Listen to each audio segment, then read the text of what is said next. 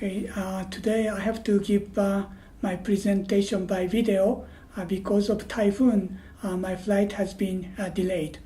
So today there are two topics I'm going to present. The first one is a transmission of monetary policy.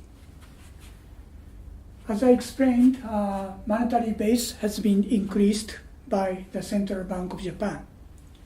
And monetary base is used as an open market operation by purchasing government bonds.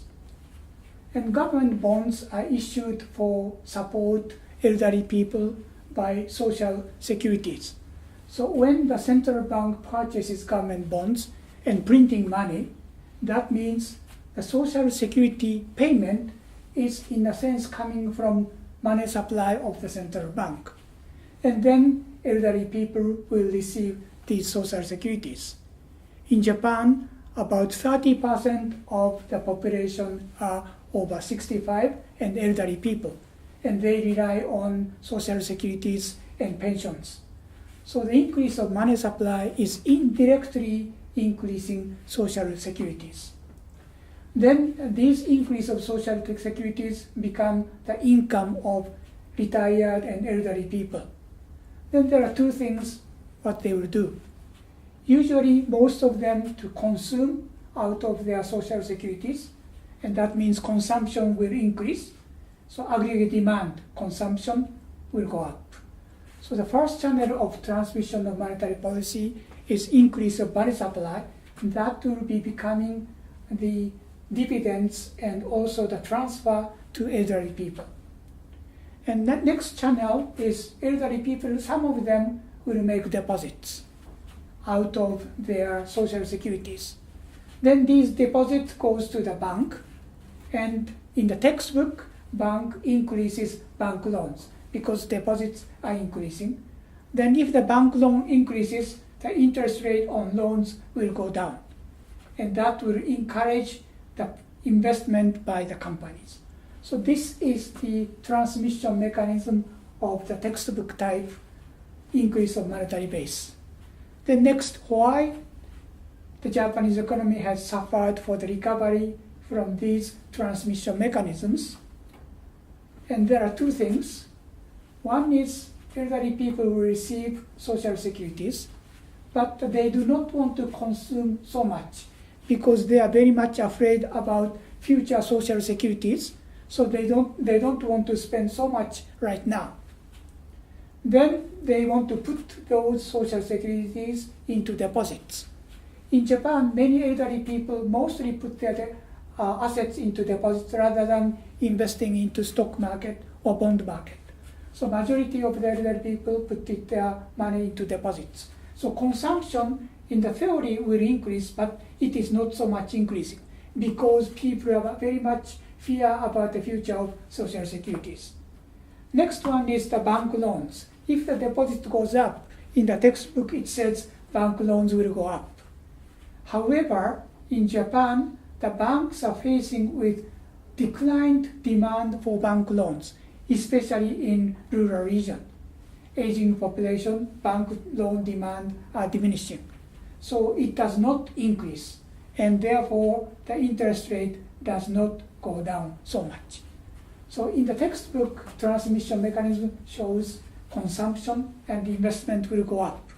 But as a matter of fact, in reality, these two channels are not working in Japan.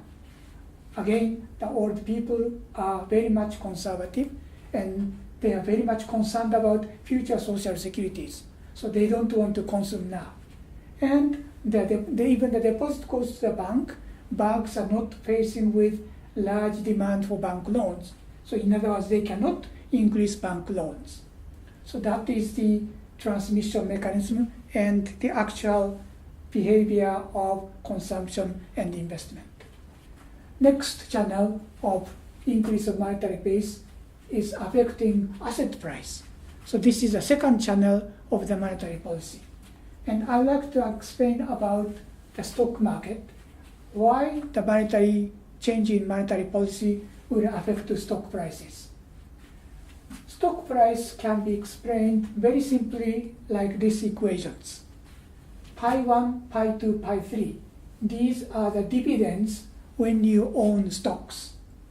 And P2 plus 3E, this is the expected future price of stocks. So in other words, current stock price is affected by three factors. One is future expectation of dividends, and also future price of stocks. And if business condition becomes better, the dividends will increase. So that means current stock price go up. And if people believe this increase of stock price will also increase future stock prices, then in this case, after the third year, the people will sell their stocks. So this is T plus 3. It depends on the number of period people want to hold it and sell it. If it is 1 year, this is only T plus 1E. T plus 1, 3E means expected price of stocks. Lastly, these are the discount value of present stocks. Discount value, in future we'll let you know in more detail, but we divide it by 1 plus discount rate. R stands for discount rate. So if interest rate goes down because of money supply, then this pi divided by 1 plus R becomes very high. And then second year, third year, and also expected price of the current discount value will also increase. So three components affect to current stocks. One is corporate dividends and future price of stocks and discount rate or interest rate. And if interest rate goes down, that means this discount rate, 1 plus R, goes up. So that will increase stock values. And next, if monetary base goes up and people start investing more and consume more, then aggregate demand will increase. And higher stock price and consumption price will increase the corporate demand and corporate profits. So that means dividends will increase. So big money supply increase will affecting good behavior of corporations, and that will increase dividends. So pi will go up. And lastly, the economic boom will become the wealth effect of the households. Suppose some households own stocks. Then transmission channel of asset price will increase wealth effect. So based on the textbook, the stock price will increase consumption and also increase of stock price for the corporations, and their profits are very good, then they will start investing more. So channels of asset price is both stock price, land price, and housing price. Next, I would like to explain about land price and housing price. If we change this P stock to P housing, we can apply the same method of the current housing price. Current housing price and pi next time it stands for rent. And current housing price depends on various factors. One is rent of the apartment. And then this is a future sales price of housing. Suppose someone is very speculator and he wants to own the apartment for 3 years. Then he earns pi 1, pi 2, pi 3 rental revenue for 3 years. And after third year, he wants to sell his housing to the market. And again, we are looking at present discount value of these future prices. And if monetary base will encourage the housing prices and housing market, then rental revenue will increase.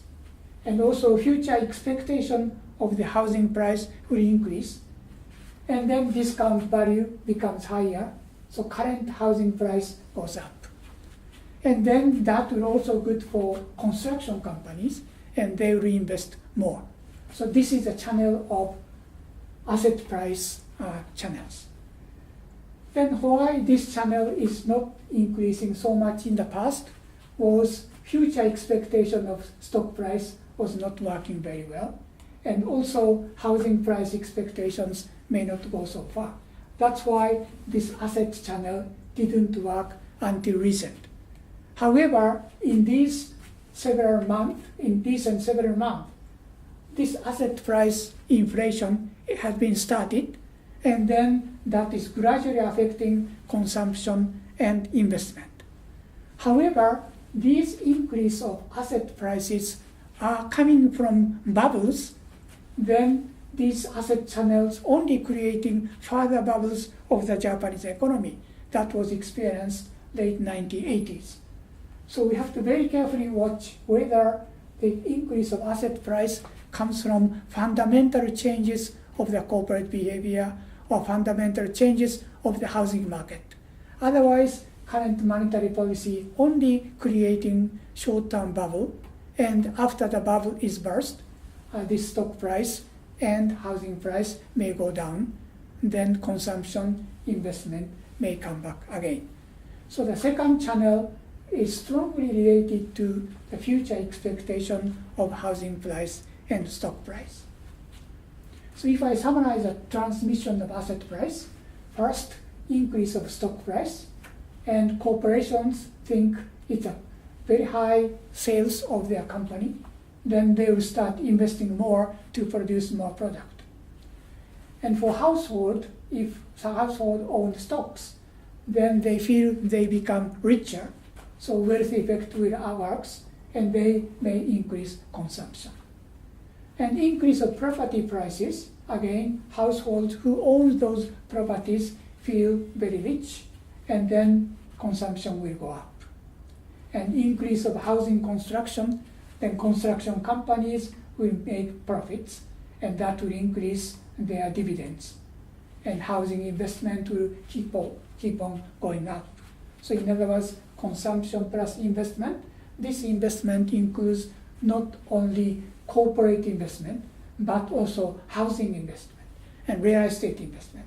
They will go up, and consumption will come up because of wealth effect.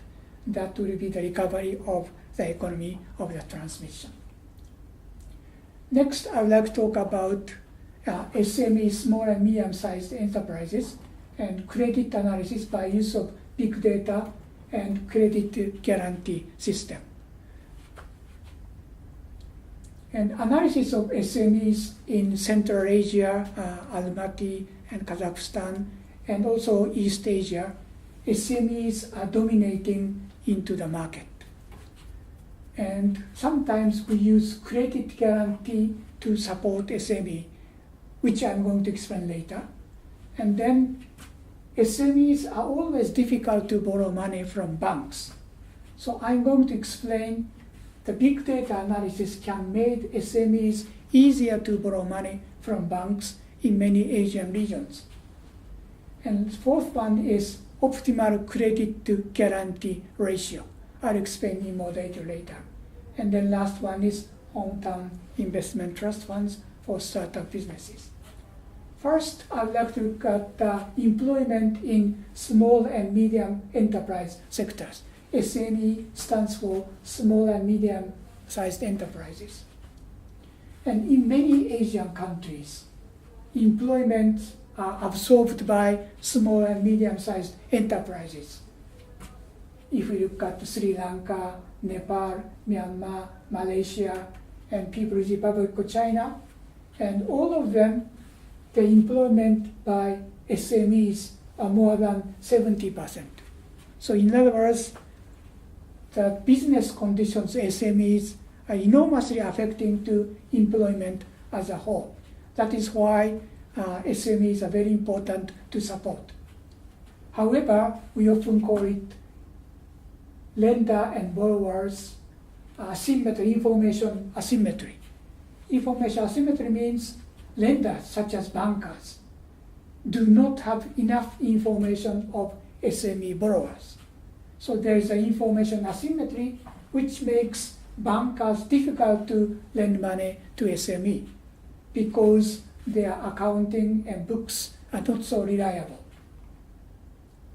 And this is a picture of big company and small businesses. If the line is above 0, they feel their business conditions and also borrowing conditions from banks, financial positions are very good. If the line is below 0, they feel financial positions are not good. In other words, they have difficulty to borrow money from banks. And let's look at the two portions. Here, 1998, this one is 2009-2008. In these two periods, both large companies and small businesses felt difficult to raise money from the market and borrow money from banks. 1997-1998, it was Asian financial crisis. And 2008-2009, this was Lehman shock. So in these two periods, both large companies, SME, have suffered to borrow money. But in other cases, for the large companies, they say they are relatively easy to borrow money. If this line is above 0, it is easy to borrow money. But if the line is below 0, they think it is difficult. And this is the time both SME and large companies felt they are easy to borrow money. And this was the IT bubble in the United States that also affected to other countries. So large companies and small businesses, they felt easy to borrow money. That's why it created Lehman shock and housing bubble. Oops. Next, SME in many Asian countries are facing with 3 or 4 problems. First one is they are asked to keep collaterals to borrow money from banks. One is China, this is India, this is Korea, and this is Malaysia. All of the countries, SME feels they have to provide collateral to borrow money from banks.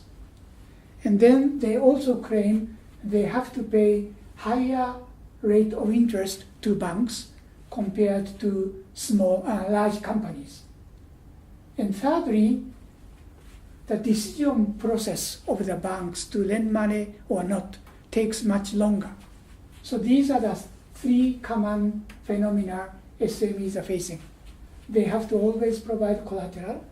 Their interest rate to borrow is higher. Third one is decision procedure from borrowing to and actual money transfer takes long time. And there are many companies in Japan started from small businesses.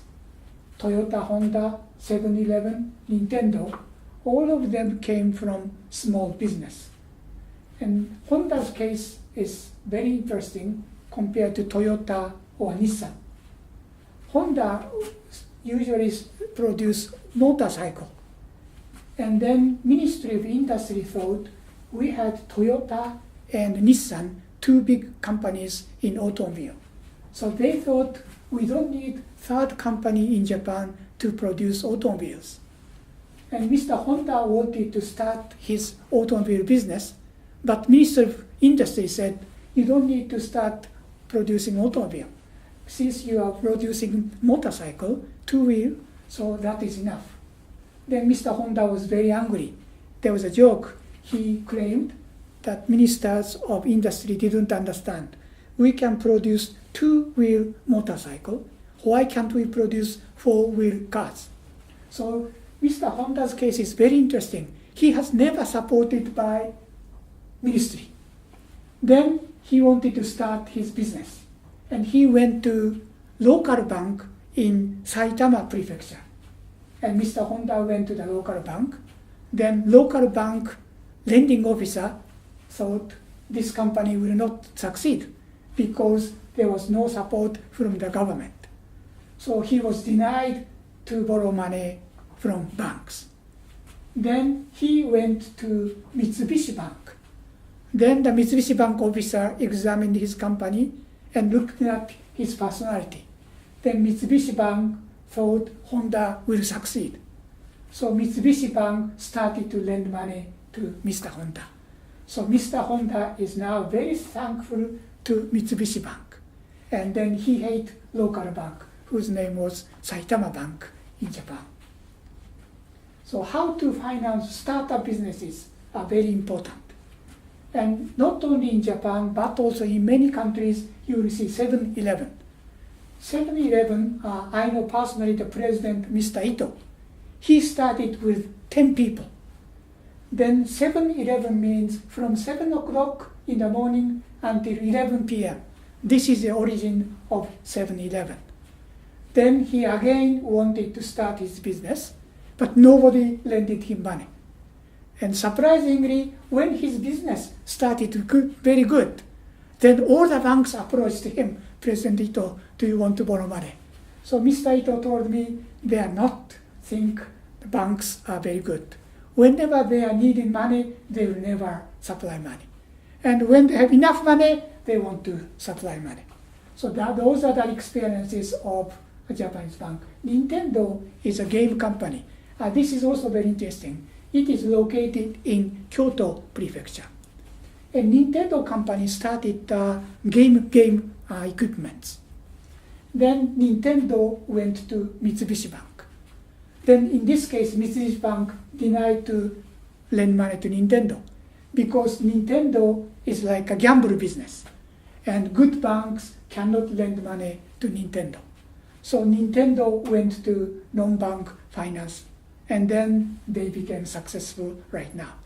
So my students who are working at Mitsubishi Bank, I heard the story about Nintendo.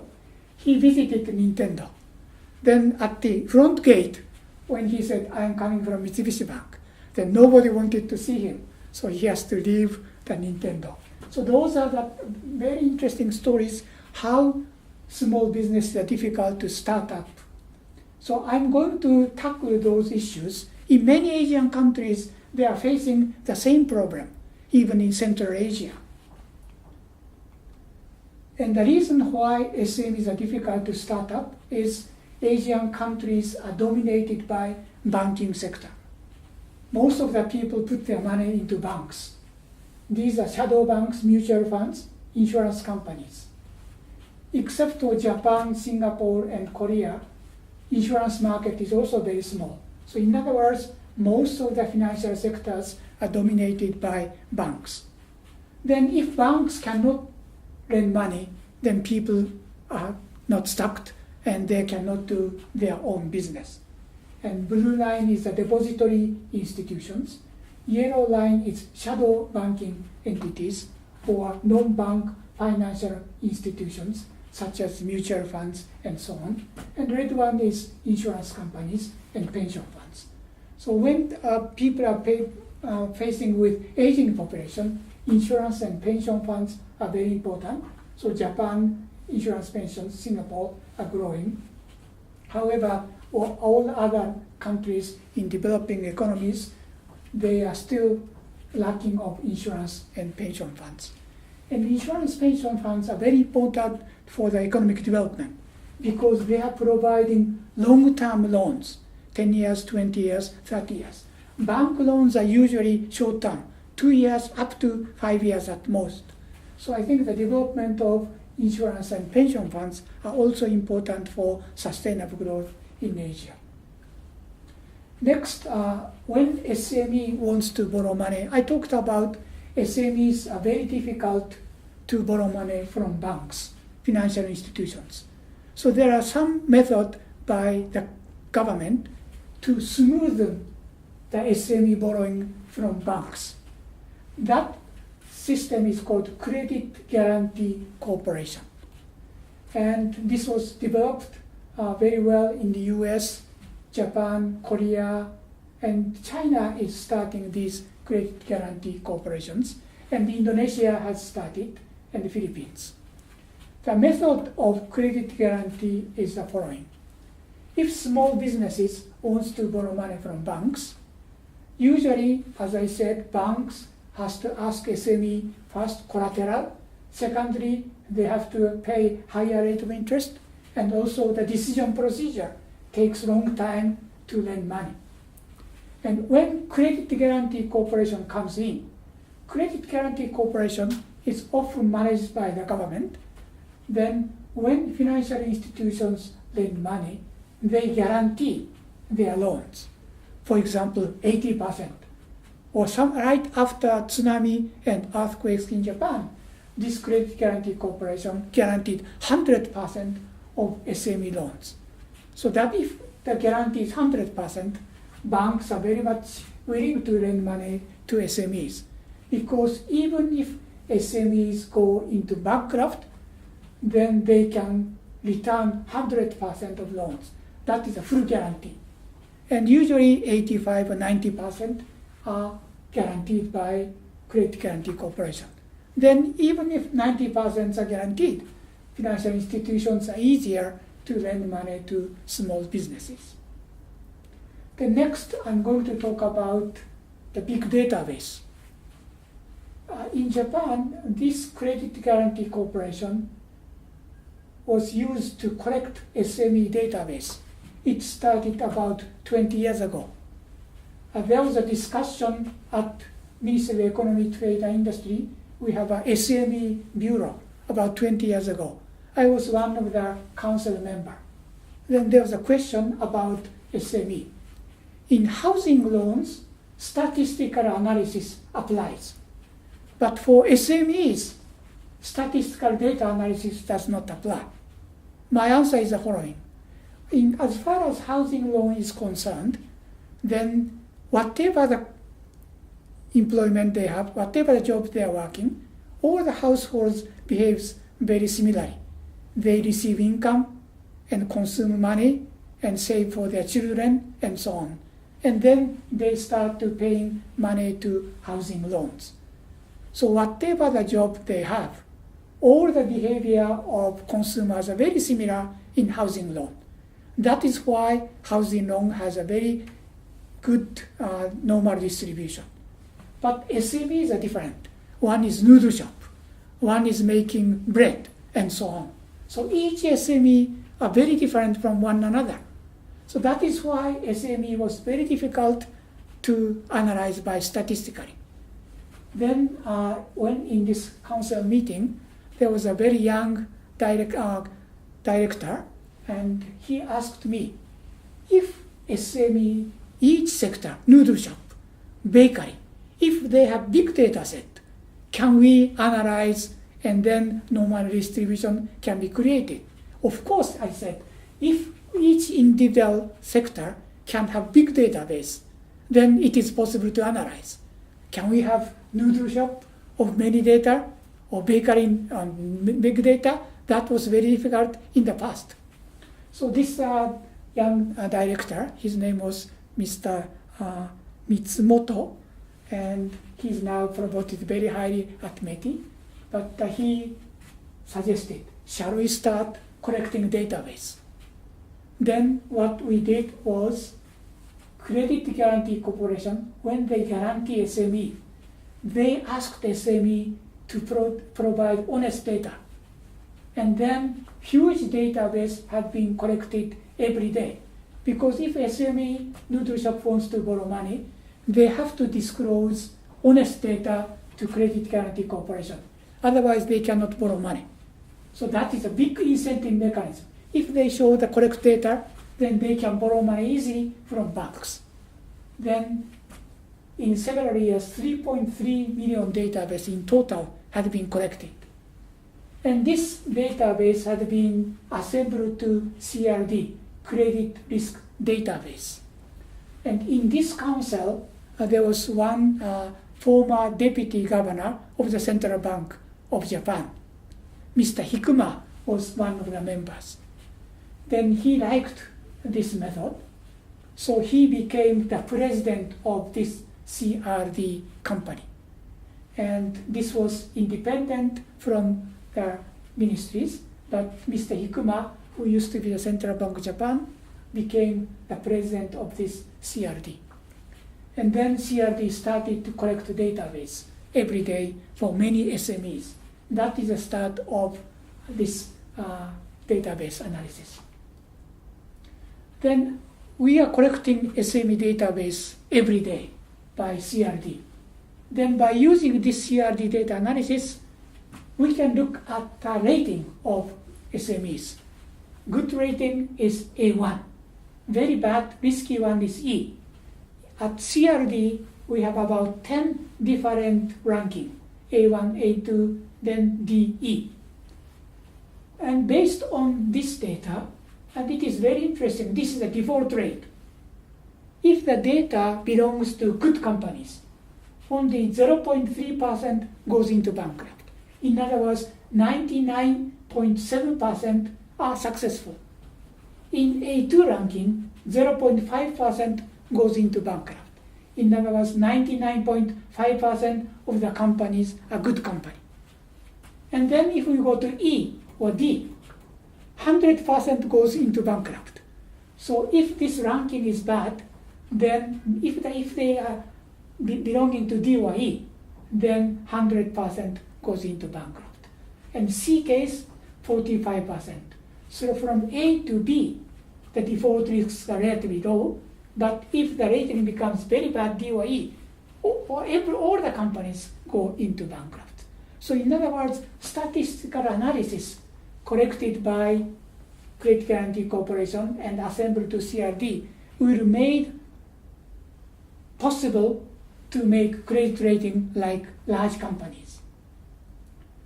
Then another interesting is number of years of the company is also very good to look at it. If the company is more than 30 years, then their default risks are very low.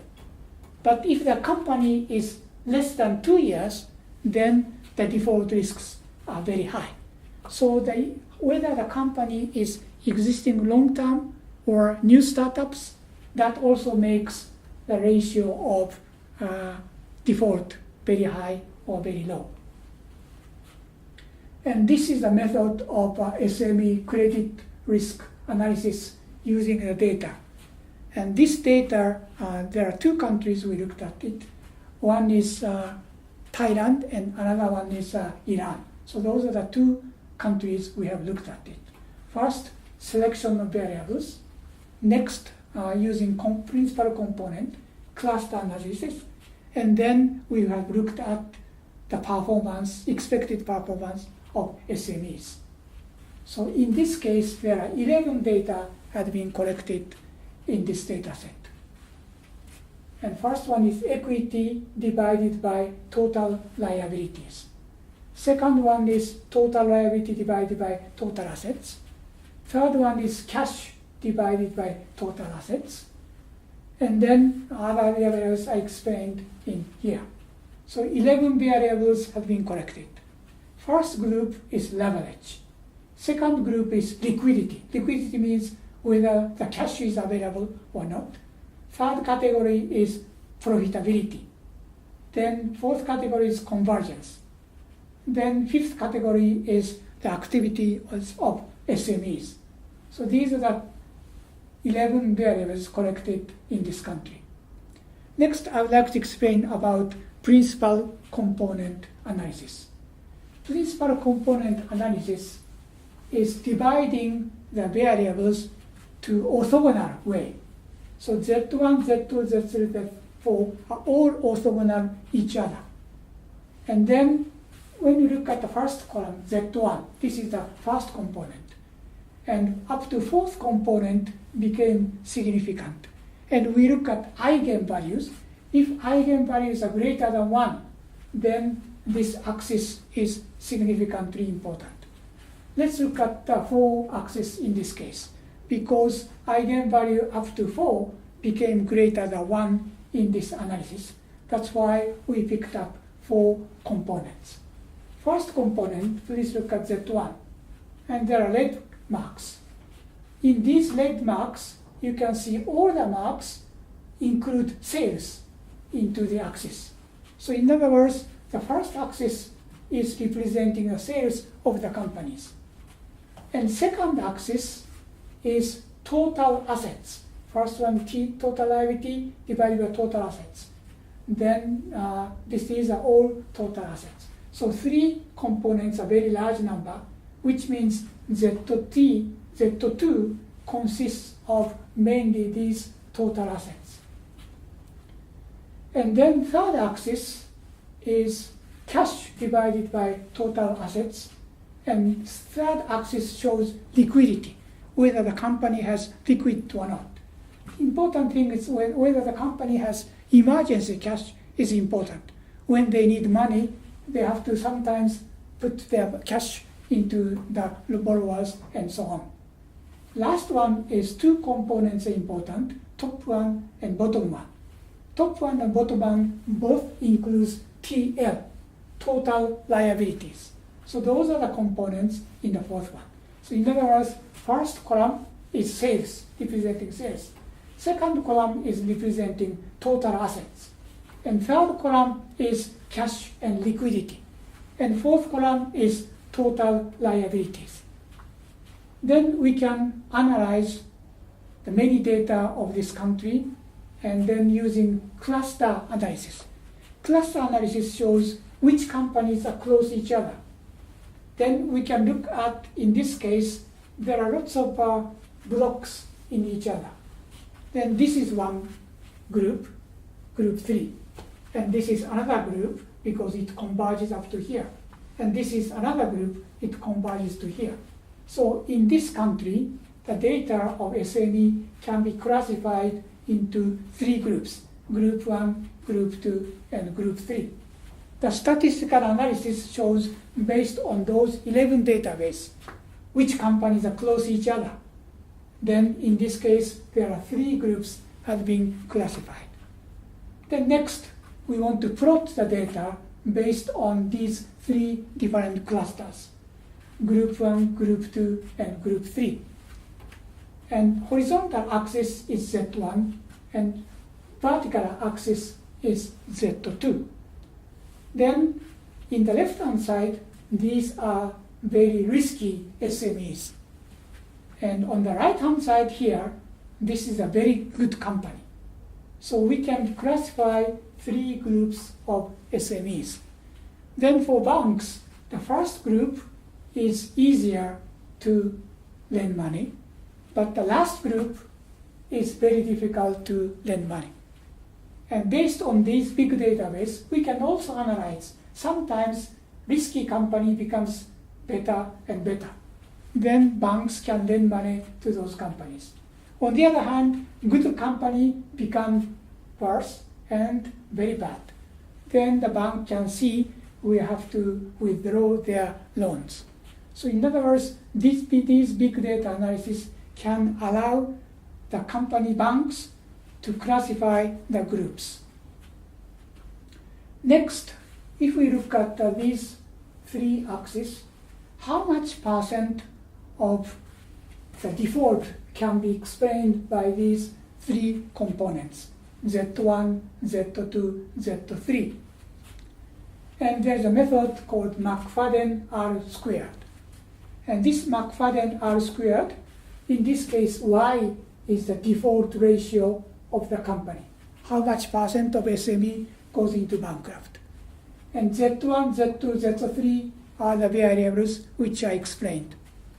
Then in this case, Z1, Z2, Z3, 3 components explained about 76% of default risks. So this means it is relatively high accuracy of the prediction of default. Then principal component analysis, this is a case of Thailand. Then group A, group B, and group C. So in this case, these 3 groups have been classified. It is different from the Iranian case of these clusters. However, whatever the country it may be, we can look at the groups of data. So again, this is one group, second group, and third group. Then in Thailand case, group C, this is a risky company, and group A is a very good company, group B is in between. So we can classify the 3 groups each other. Last point is the credit guarantee ratio of the credit guarantee corporations. I explained in the beginning about credit guarantee system. Credit guarantee system is credit guarantee corporation provide guarantee to SME when they want to borrow money. And sometimes they want to borrow money for a longer period of time. Then credit guarantee corporation guarantees, as I said, right after earthquake and tsunami of Fukushima in Japan, Credit Guarantee Corporation guaranteed 100% of loans. But recently, they guarantee 85% of loans. And when I was visiting in many Asian countries, they are asking what is the optimal credit guarantee ratio. And for Indonesia, they have started their credit guarantee system, but they don't know how to set up their credit guarantee ratio. So I'm going to talk about theoretically what will be the optimal credit guarantee ratio and how could we obtain those results. So if I can collect the data in Central Asia and other countries, we can apply the same method and we can compute the optimal credit guarantee ratio. There are two objectives of credit guarantee system. One is lending money to SME. L stands for the loans to SME. And L star is the desired goal of SME lending. And rho is the default risk ratio. And rho star is the objective function of default risk ratio. And government wants to minimize this default risk, but at the same time, they want to increase SME loans. And then W1, W2 are the weight for both objectives. And for example, right after tsunami and earthquake of Fukushima, Japan, second objective was not important. Government wants to increase SME loans. So this W1 became 1. Weight of W2 became 0. Then in this case, it is better to guarantee 100% because L should be maximized. However, in normal cases, government is watching loans to SME, stable loans to SME, but at the same time, default risk ratio has to be minimized. So W1, W2 maybe 0.5, 0.5, 50-50%. So W1 and W2 should be provided by policy makers, Ministry of Industry or other policy makers. Then we have to solve for optimal credit guarantee ratio. This is the loan demand equation. Loan demand depends on expected sales of the company, and this is the loan amount. You can rewrite this equation by L is equal. That will become that loans depends on interest rate and future sales of the companies. And this is the demand by corporations, demand for loans by corporations. Next part is the loan supply by banks. Loan supply depends on interest receipts by banks, and then default risks, and then the cost of deposits. And then we can obtain loan supply equation from the banks. Loan supply depends on interest rate, and then loan supply depends on expected sales and default risk ratio and so on. Then this is the optimal credit guarantee ratio obtained from loan supply and loan demand equation. Then optimal credit guarantee ratio first depends on the weight of the loan and weight of the default risks. So these are the two objectives of lending to SME and minimize default risks. So G is the theoretical optimal guarantee credit ratio that depends on the weight of each two objectives. Then future expectation of sales, deposit interest rate, and stock price, land price, housing price, money supply of the central bank, and so on. So this is the reduced form of optimal credit guarantee ratio. And next, we can apply credit guarantee ratio into the banking sector. So we can apply cluster analysis for banks' behavior. So in this case, there are two groups of banks have been classified, Group 1 and Group 2. Then based on putting the numbers in two different groups of banks, then G can be obtained. Then the G in the first bank became 0.775. So in other words, 77.5% should be guaranteed. And Group 2 is 0.683, which means 68.3% of guarantee should be provided to Group 2. Why two groups are different? And Group 1 is a good banks, whose default risk ratios is smaller. Group 2 belongs to riskier banks, and they are lending money, but default risks are high. So Group 1 is less default risks. Group 2 is higher default risks. Then in this result shows if the bank is smaller amount of default risks, then their guarantee ratio should be increased. But if their default ratios are high, then those banks should receive lower credit guarantee ratio. So in other words, credit guarantee ratio should be different from banks to banks. However, currently in many countries, credit guarantee ratio is only identical, one number. But this analysis shows if the group of banks are different, then they should have different credit guarantee ratio. That is the first one. And second point is here, if the business conditions are different, credit guarantee ratio should be changed. And many countries, they set their credit guarantee ratio in the same level. However, that is not optimal. If the economy is suffered by recession, then this credit guarantee should be increased because that will encourage SME loans. And if the economy is in boom, then banks start to lend money to very riskier sector, then the credit guarantee ratio should be lowered. So in other words, credit guarantee ratio should be different from group of banks. And secondly, whether the economy is in the boom or recession, the credit guarantee ratio should be different.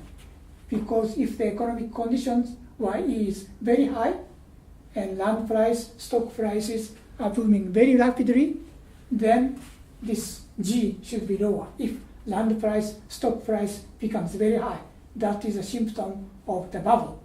In this case, this is negative sign, which means credit guarantee ratio should be lowered. But on the other hand, economy is not doing very well if Y is very low. In recession, then this is minus becomes positive. Then credit guarantee ratio should be higher. So in other words, banks could increase the lending amount of loans to the banks. So as a summary of the credit guarantee system can be summarized as follows, coming back to this figure. Many Asian countries, Central Asia and South Asia and Southeast Asia, SMEs are dominating into the market. And then we need some support for the SME to borrow money from banks. And credit guarantee system is very important to mitigate their difficulty to borrow money.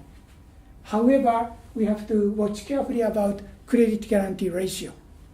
The ratio should be different from groups of banks. And then also whether the economy is in recession or in boom, this credit guarantee ratio should be differentiated. That will smoothen the loans to SME. Thank you very much for listening, and this is the end of my presentation.